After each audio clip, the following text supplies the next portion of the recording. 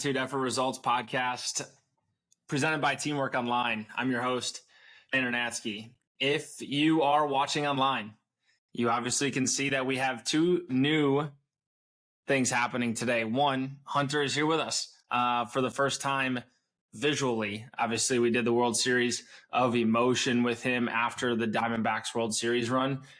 Today he's on, and we're going to do this episode together. This is not an interview from me to Hunter. It's not an interview, vice versa. What we're walking through today has so much weight to what both of us are going through right now. I'm not here to be the face of anything. I'm not here to have my face on everything and to be a dictator in this podcast world. We are both here to help others and help individuals break into the sports industry. And you're going to see throughout this episode how having both of us here today is very impactful from not only where I've come from and what I've seen, but also from Hunter as well. The second thing is, if you're watching online or if you're seeing an Instagram reel about this, you see our background has changed. And obviously we're very humble here on the podcast, very humble, open, and transparent. Right now we are here because it's nighttime and it's dark and the lighting where we normally record stinks. So we're over here. We're here after a day of work, and we're putting in work for you guys right now to be a lead in this industry. So what's the purpose of today's episode? Today's episode is to prepare individuals for the interview process based on personal experiences from myself and Hunter, and also feedback from others in the industry. Again, we've talked with individuals who have been a hiring manager. We've talked to individuals who have tried to get a job and haven't.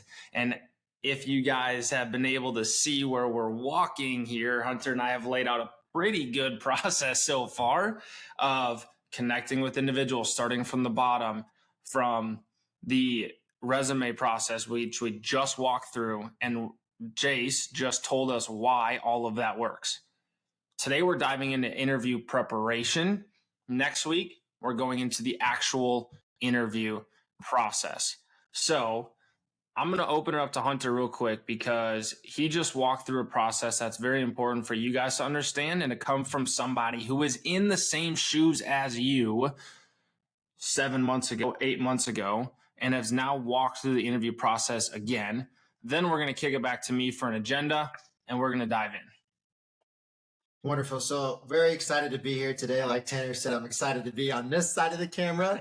We do a tremendous amount of work together, and to be able to speak with you guys today is something that I'm very happy to do. So like Tanner said, we kind of outlined how to prepare, how to communicate, how to connect, and then also how to perform and create a foundation for a resume.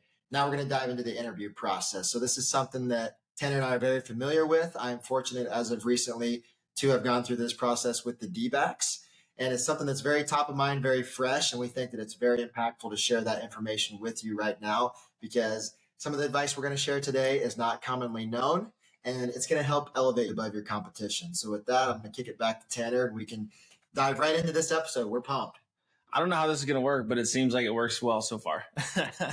All right, today's agenda. Recap what we've talked about so far. We're going to give a vision of where we want to go, how we want to help other individuals, which we just outlined.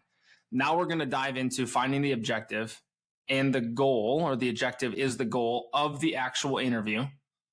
So instead of just walking into a room and being like, hey, I'm here to interview, what's the goal of that interview? And we're going to break that down in detail, how to prepare the material, and then how to prepare the verbal. Again, next week, where we are going is the actual interview itself.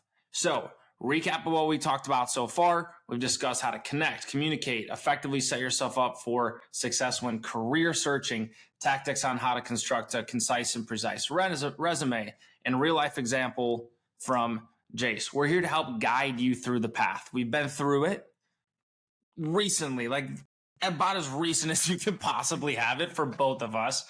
And dang it, I wish I had these steps and this detail that I could listen to and understand and learn before I enter the industry. And I promise you, by listening to this episode, we are not going to be giving you a job.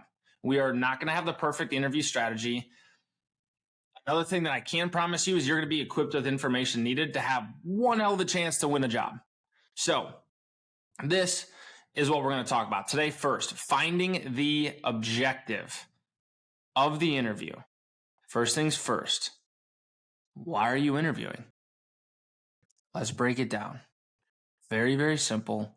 Why are you interviewing? You cannot find your path if you don't know where you're going. Imagine this. Imagine getting in your car and saying, Siri, Google, Apple, whatever device you use, don't care, take me to my destination. But you never plug anything in. How are you going to get there? Right? What role are you interviewing for? Who is interviewing you? And what is the goal of the interview? Here's an example. If you're going into a summer internship right now, again, we are now in February. Hello, juniors, seniors, and sophomores and freshmen. Interviews and job interviews are coming up. Here we go. Wide awake. Time's a ticking. If you're going to go be an interview, you don't need to put together a 15-page business plan with a 30, 60, 90. Because the goal of a 30, 60, 90 is to observe, evaluate, and implement. You're going to be a summer intern. Your whole summer should be observing and evaluating everything around you. You shouldn't be implementing any of your goals and ideas in that role if you're only going to be there for 90 days, right? I had someone recently who I truly care about and who we have been talking together for 2 years almost, and I respect, and he is a killer in the industry. He reached out to me and said, hey, I'm looking for a leadership and training position. Can you please help me with my 30, 60, 90-day plan? What's that going to do? A leadership and training program, you're not implementing anything. So your goal of the interview is not to implement anything. It's not to create a 30, 60, 90 for that position. Your goal is to get a position where you can learn about leadership. So outline why you want to be in leadership. Outline your background that gives you credibility for the leadership and training position, right? Understand the role that you're applying for and base your interview style, your questions, your material on the objective of the role, right? Put yourself in your manager's shoes. Change your mindset to think about why that manager is interviewing you, right? Change your mindset from your perspective of I want this job to what are they interviewing me for? Right. And I think something to highlight here in my preface, Tanner talks about what we say is not gospel. It's not all black and white. It's not all the perfect knowledge. So what I'm going to dive into now is a personal experience. And I think it's important to highlight that because when you're able to see someone and put yourself in their shoes, it's a little easier to process and you can walk through it a little bit smoother. So recently, Tanner touched on how I interviewed with the D-backs. This is very fresh in my mind. And when you're talking about putting yourself in your shoes, being in the manager's role, my VP here with the D-backs, Mike DeLosa, he provided a new perspective for me and challenged me to prepare for both ends of the spectrum before and after an interview. And I'd take a step back. I was like, whoa, what do you mean both ends of the spectrum? I believe I'm a killer. I work my tail off. I've set myself up for success. What do you mean both ends of the spectrum? I'm going in this head first. I want this role. I'm going to go get it. And why did he do that? It wasn't to put me down or put me in a negative spot. It was to take that shoulder and put just a little bit bigger chip in it. He was challenging me to think about how my life would change if I earned the promotion versus if I didn't. Why is that important? Because if you're a competitive individual, if you're listening to this podcast, I'm going to probably guess you are, you do everything in your power to work and earn that promotion. You don't even want to have to think about the disappointment or the opposite end of that spectrum that Mike told me to be aware of. So being able to come to peace in terms of both sides helped me take that notch of preparation up to a whole nother level. I want to say we're like Joe Buck and Troy Aikman right now, but I'm really not like the biggest fans of Buck and Aikman. No, I'm not. Probably comes from me being a Packer fan and Aikman being a Cowboy, but that's fair. I think we're killing it right now. All right. Can you find the objective of the interview. A personal example, I just went through a Playmakers program here in Phoenix. It's a leadership and training program that's called Playmakers. We go through an extensive 12-week process, and I want to protect the program, so I'm not going to dive into exactly what we went through. At the end, we have a business presentation in front of our entire leadership team, all the way up to our executive vice president, our CEO of the team that I work for, and our CRO. You want to talk about having a pretty killer presentation, like what we're going to go through next, preparing the material and preparing the visual, like you better be pretty spot on. You got some high level individuals in the room. I was able to perform at a decent level because I was able to answer the objective of the interview. My mock interview for this program happened to be for a manager and sales role. And I came in and knew about the program, knew about the organization that I was mock interviewing for. So I was mock interviewing for a manager role of the Texans. I'm not going to the Texans anytime soon, but it was a mock interview, right? I knew more about the Texans than everybody in that room because I called people in the organization. I called leaders in that organization. I called individuals from the team that I'd be working for. And I knew everything about why they needed a manager before I wrote the business plan, before I stepped in and prepared the material. You need to know where you're going before you put it in your GPS. Number 2, preparing the material. Again, everything we're talking about today is before the interview. Preparing the material. Preparation breeds success. Obviously, we needed to have a plug for previous episodes in there. Everyone can put words on the paper and write a business plan. Everyone can type up a cover letter. What's on the paper doesn't matter. It's what we said a couple episodes ago about don't submit your resume. It's cool. You got it on the paper. It looks great. Don't really care, to be completely honest. Just don't care. And it's kind of like the saying, it's not what you know, it's who you know. Wrong. It's who knows you. It's not what's on the paper. It's not the business plan you draw out that matters. It's your delivery. It's your understanding and your articulation of what is on that paper. How can you articulate your goals and objectives? How can you articulate the goals of the organization that you're interviewing for? How are you going to help the manager that's interviewing you hit their goals? In the position you just hired for, you're not here to go and create a new job and just like, oh, cool, like it's just time, let's get a promotion. Your manager has goals to hit, and you're there to help hit their goals. And if you look at it from that perspective, it's going to offer you a brand new mindset. Exactly. And it's some steep goals from the World Series run, which I would do it all over again a million times. So we're happy for those goals. And I think something to highlight as well when Tanner talks about his preparation, when he was working through the project with the Houston Texans, he was able to utilize his network, the individuals that he knows within that organization, to learn and have those conversations easily. And that goes back to his preparation. I mean, like he said, preparation breeds success, discipline breeds success. He was able to lean on those networks and those connections very timely because of the process that he's built in the past. So tying it back into the interview process here and your preparation as we're focusing in on this episode, I challenge you to do your research on even the most minute details. And you sit here and you're like, yeah, that sounds obvious. That may be a little tedious, but it's the truth. What are the specifics of the role? Yeah, you don't want to read through that 5-page exact job description. Do it. Do it 3 times. Do you have questions, tasks that you're asked to be prepared for before the interview? If so, work through the process, prepare, crush them. Who's interviewing you? What is the interview format? How many candidates am I up against? These are all things that you have to have in the back of your mind, because if you're not preparing and putting yourself in these rooms with these people, you don't know what you're getting into. And I think it's important to know what approach do I need to take when looking at the specific role, this manager, what's asked of me in the future if I were to get this role. And I think you can tie this back into creating a resume. You have to be 100% genuine. I think being able to show your true colors, from day one to the interview process, whenever that may be, that timeline, you have to be 100% genuine.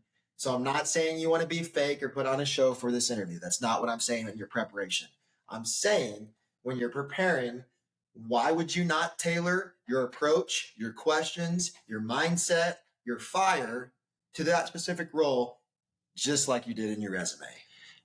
And take the company and department goals based off of your material that you just got from others, right? You reach out to others in the organization in that role. So take their goals and their objectives and use that and build your material based off of that.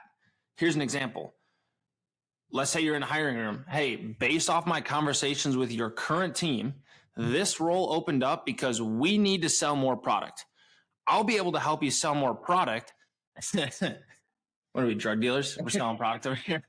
Oh, no. We need to move more product. Sorry. Take this example. We're going to go with sales, not drugs, but sales of any other product in the world. Hey, based on my conversations with our current team, we need to sell more memberships for this organization to fill the stadium. That's why my role is open. That's why I'm hiring right now, because my outfit is greater than the organization or the team right now, because my research shows me that you guys are averaging 70 calls a day. I actually average 100 calls a day, which you can see from my results, right? Your current close rate on the team is 6%, and the average deal is $500. Let's take those numbers. You don't need to do the math. We already did it for you.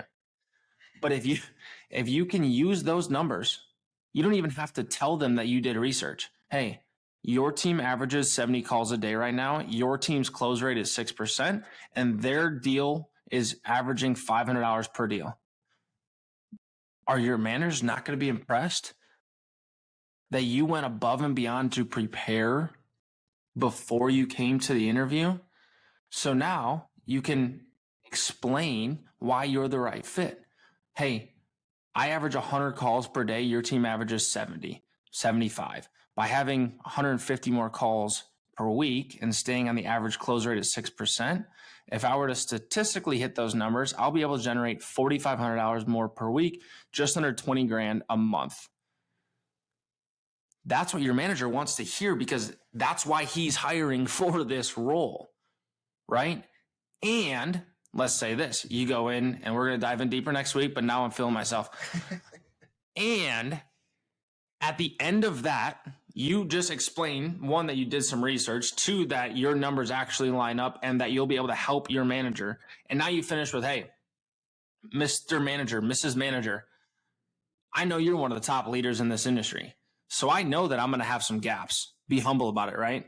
I know that I'm going to have some gaps, but you're one of the best in this industry. So I know you're going to be able to help iron out those kinks and fill in those gaps for me, with me. And we're going to be able to do that together and get to our goals together. Create a we. Stroking the ego of a manager in a respectful manner will never, ever hurt you. That's correct. And I think tying back what Tanner just said with the due diligence, when you're preparing, there is a super, super important goal, task, mindset that I have always had. I know Tanner embodies it. Elite individuals embody it. And the most important ingredient is the one that takes place before the word promotion or interview are even announced. You ask what it is? It's preparing for the role you want since day one on the job, or day one in the classroom, or day one in your current role. Even if it's not in the career path that you want. Maybe you're looking to get into sports. Maybe you're looking to get into a different school. Maybe you're transferred, whatever it may be. You need to prepare from day one. Why is that so? Because from the time you introduce yourself to others in the organization, your classroom, professors, your coworkers, the people you're serving at your current job, you are establishing an impression. You're setting a precedent for your work, your character. Guess what? What's that sound like? You're interviewing. That's an interview. We actually had, so in this leadership and training program that I currently just finished, one of our directors was talking about the recruiting process, right? As a leader, you have to recruit, especially in this industry. He said the acronym ABR. Anybody out there know what ABR means? It's probably not widely known because I just learned about it as well. But ABR stands for always be recruiting. So my VP, when I got the job here in Phoenix, knew about me for about 5 years, but never had the right opportunity. He was always recruiting. He was with a different organization at the time. I was 2 organizations prior, 3 organizations prior. But can you always be recruiting? So if you're looking at this from a management standpoint and they are always recruiting, why would you not be on the top of your game, right? They're always looking for the next hire. In the premium space, from my understanding and from my experience, most premium sellers in the sports industry will leave the sports industry to work for, any guesses? They'll work for one of their clients. Right. The relationships you develop. Because their clients are always recruiting, right? Like that is something where you might not even know it. It might be a year down the road. It might be 10, but managers are always recruiting. So that means you need to be on the top of your game at all times. And, I think it's something that I can tie back to what my mom always told me growing up. Shout out to my mom, plug for her. She used to tell me, you got to act like somebody's always watching. You got to pretend like somebody's always got eyes in the back of their head. And that goes back to ABR. Somebody's always recruiting. We're hot here.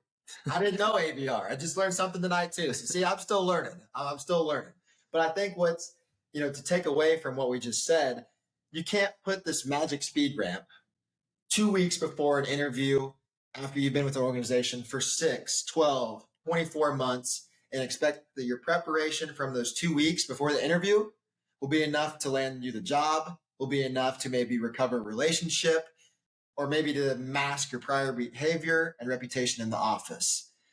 So how do we do that? We're going to take it up a notch during the interview as well. We're going to take it up a notch, about that much right there. And this goes into investing into your future, investing in the interview process. And I'm not saying you got to go way over the top. What do I mean by this? So if you are challenged with a task during the interview process, and maybe it's to come up with an event idea or a new sales tactic, a new sales process, whatever it may be. For our social media position, we asked them to come up with a graphic. Exactly. So being able to incorporate whatever you are asked to prepare for. I'm not saying because you were asked to do one simple extra step to do some elaborate 10-slide PowerPoint. I got my laser pointer here. I'm going through the slides. That's not what I'm saying. What I'm saying is you're going to prepare a simple visual or anything else that's like that, maybe a brochure, whatever it may be, and you're going to hand that to them in real time during the interview. What does that say? I took the time to work through the process, to work outside of work, at home, to develop an idea, a new process, whatever it may be, and present that to the interviewer to show you're dedicated. You want to show that you've invested in this position and that idea, and you're going through more than just a surface level. I say this not to push my agenda or what I've done in my career. I say this because it's feeding off of what you just said. Right.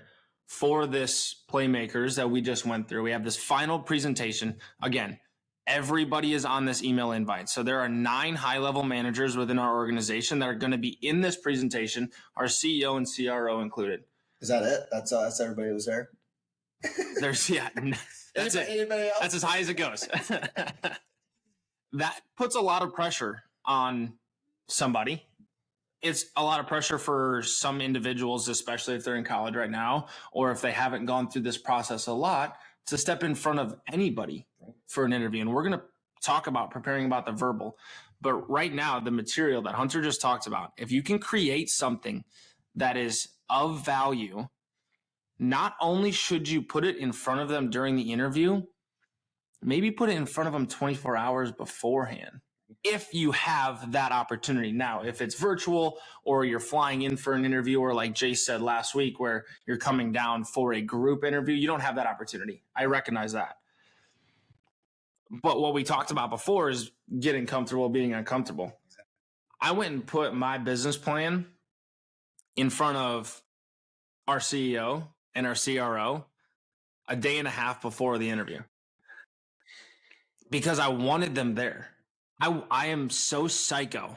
I'm like, give me the pressure. Like, give it to me, right? Like, put everybody in that room. I want to be in rooms that I don't belong in. As a 25-year-old, I don't belong in a room with one of the highest grossing sports teams in the league that we're in. And it's the CEO and CRO. I want my stuff in front of them. Now, they didn't end up showing up to the interview, which is fine because they're very busy, but it elicited a response from our CEO via email to me saying, hey, Tanner, I cannot make it right now. I'm going to look over your presentation and I'm going to get with your leaders to talk about this. I hope you do well. 25 years old, the CEO of a massive company just said like he's going to talk about it. Now I just went and absolutely killed this interview. You think the next time he sees me, he's not going to either ask about it, but can you prepare material? Again, we don't have to go over the top, right? And put it in front of them. Go above and beyond because nobody else is doing that. Right. And I think something that's important is by Tanner putting that on their desk, you know, when you say a day and a half before, whatever it may be, that took what, 5-10 minutes extra of your time? Yeah. And that 5-10 minutes that he just took to go out of his way to do that, that 5 and 10 minutes, guess what? That turned into a 5 or 10 year investment. Who knows what that says about his character, what that may lead to in the future. I love it. We have our objective, our goal. We have our preparation on paper. What do we do now? Now we prepare for the verbal because this is an interview, right? You're going to have to talk. You're going to have to speak. So we prepare for the verbal. Practice, practice, practice. We've all heard it. Last week, Jay said he practiced for hours before the interview, for the actual interview. He went through questions and information for days before his interview in person, right? At this point, take a step back. Appreciate where you're at. Appreciate where you're still ahead of all of these individuals that have gone through this. You've gone through 1,000 resumes. If you're in the sports industry specifically, right? We talked about it a couple of weeks ago. It's infinite, almost more if you're in the finance industry or most of these industries. Daunting. It's daunting. So you've gone through all of these resumes. You're at the top. You're finally getting in front of it. Why would you not put an extra hour or two in to prepare? So when you step inside of that room, you're ready to rock, right? Couple action items to put in practice. If you have the opportunity, I just have my youper in me come out. Sorry. Action items. If you have an opportunity to write this down, do it. Read your business presentation or your outline or questions, whatever you have prepared, out loud to yourself, to other individuals, in the mirror. It sounds cheesy, but I promise you it works. And have someone read it back to you, right? Record and listen to what you just said. Record it. Listen to it at work, on the way to school, at the gym, while you're cooking, and have multiple people get eyes on this presentation, right? Then have mock interviews as the candidate and as the interviewer. Because as a candidate, you're going to be able to ask questions, field questions, cushion the response, give yourself time, understand the scope of the interview. But if you actually sit on the other side and ask questions like you're the manager, right, you're going to come up with questions and you're going to come up with ideas that they might ask. And guess what? Maybe they don't ask them, right? Maybe you prepare and they don't ask a single question, but guess what? The practice of preparing, the actual preparation that you just put in will give you an opportunity to be equipped when you step into that room. When you step in, you have the opportunity to outlast everybody that has gone through this process simply because of the preparation. The biggest compliment I got about this presentation I just finished is that my preparation was exquisite. And yes, I just learned what the word exquisite means. But that's what it was. It wasn't that I was the best in the room. It wasn't that I was had the best material. Because truthfully, you guys know me, I'm a firm believer. The words that come out of my mouth is just God putting sounds in front of you. The words that come out of my mouth are not actually me speaking. Do I have the confidence to walk in that room? Oh, yeah, because I prepared. I prepared the verbal, prepared the material. But the words that come out of my mouth, my belief is that they're not mine. But can I prepare the best so that God can be spoken through me, so that this interview process can be as smooth as possible? We prepare verbally and on paper an hour or two before each episode. And so I'm hoping that this information is coming out clean because we put in the work prior. And that is what you have to do if you want to be elite. That is what you have to do to go a step further than everybody else. You went from 1,000 people down to, call it a final interview. How many people are in your final interview? I believe there was 5, 6 of us. 5, 6. You went from 1,000 to 5, and now you're like, oh, cool. Like, let me just show up and talk. Like, that doesn't even make any sense, right? Talk to me about the outside factors, the being in the room that you're actually interviewing for. Right. So I think it's necessary to be able to put yourself in the environment. You have to prepare yourself for the setting of the interview. And what I mean by that is let's paint a picture a little bit here. I'm a big visual guy. I challenge Tanner every week to be a little bit more visual in his vocab when he's talking to you. But let's do this. So we have a small room, right? It's dark. The interview desk is right on top of you with your chair. And that's like what this room would be if we didn't move to this location. That's exactly right. But guess what? For me, I'm a guy. I'm going to wear cologne on interview day, right? I want to smell good. I'm a big believer in look good, feel good, play good, right? If I'm in a small, tiny room and the interviewer's right on top of me, maybe I'd put on half as much cologne as I've usually had on. Or maybe you put on half as much perfume that you usually put on. You want to make sure that you're comfortable in that environment. So if you did have the perfume or the cologne, you don't want to take away from your interview. What is that? Automatically distraction. Maybe the lighting is darker or brighter in that space that you're interviewing in than what your typical everyday office or desk is. You need to be acclimated to that environment so that you can perform your best. And I think something that we need to touch on as well when we're talking about this preparing for the verbal is what's one of the scariest things when we go through the preparation, when we think about an interview? It's what we can't control. When somebody throws an objection at us, when we give a bomb answer, we're like, man, I prepared for this for 2 weeks. And your interviewer goes, that's great. But what if your idea fails? Then what? And you're like, oh man, what do I say? I think being able to prepare, being able to get your network and your questions and your responses thoroughly thought through with another set of eyes helps combat that. When I'm thrown an objection, just like in a sales office, I prepare every day for those so I can handle it, stomach it, take a negative response. And by the time I finish my answer, it's went from negative to positive.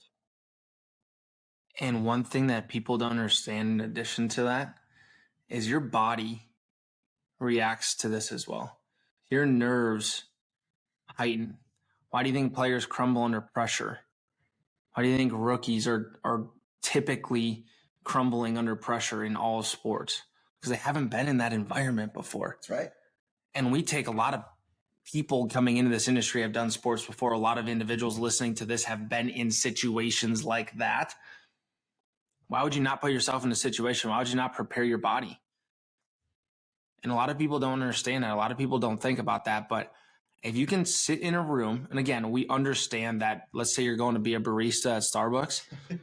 You don't want to sit in the manager's office for an hour the day before your interview, right? That's weird. Don't do that. But can you go sit in Starbucks at a booth? And in your head, can you walk through the interview questions that you have prepared for? Exactly. If you want to go be a coach for a basketball team, you might not sit in the office of the coach. But you might go sit at the gym and understand and feel the surroundings. And guess what? You're going to get weird looks. You're going to get people that are going to look at you weird. For presentation, again, personal experience. I went into the room an hour prior and I verbally gave my presentation. as people are walking by doing their everyday jobs. And I'm literally in there just talking to nobody. And I had our head of HR stop, look all around the room, confirm that nobody was in the room, and keep going. I actually thinking about it now, I should probably go let her know, like, I was prepared. But as soon as then you get into the actual interview, you understand the space that you're in. Your body's already been through the first nerves, because I think the fear of the unknown, it's massive, is real, and your first nerves are going to be the biggest. And so how can you minimize that? Wow. This is good. This is good. Next week, we're going to talk about the actual interview process. Next week, we are going to be in the interview room with you, talking you through actionable steps for you to rule the opportunity. Listen, give someone else the opportunity to hear about these experiences. Plant these ideas that were impactful for you for somebody else. We don't make any money off of this show. We are literally just personally giving my income, which, sorry, Callie. So one request that I have from you is that you just share the show. You share it. The more you share it, the more Spotify will actually share this episode with people who have not heard it, which means the more lives we have the opportunity to impact. So I ask you to share it. I ask you to follow our YouTube, TikTok, Instagram. The Instagram Reels have actually been blowing up recently, which not my smartest area of expertise. But there were over 1,000 impressions on our first video, and it's only going up from there. So follow those. What else you got? I just think it's exciting to be on this side of the camera. I feel like we got a good tandem going on here. I don't know about the Aikman Buck reference. We'll have to come up with maybe a nickname for you ourselves. But I think, it's important to be able to share this with people, like-minded individuals, but also put it in your perspective of somebody who's not like-minded. Challenge them to be a little bit more diverse. Challenge them to use these steps that we talk about in AER, because it's not just sport specific. Obviously, a lot of the examples we provide are sport specific, and that's because that's what we can touch on and relate the most to. But a lot of the practices, the principles, the processes that we provide and help highlight can be very, very impactful, whether you are 65 or whether you are 16. Let's inspire others and continue to grow together.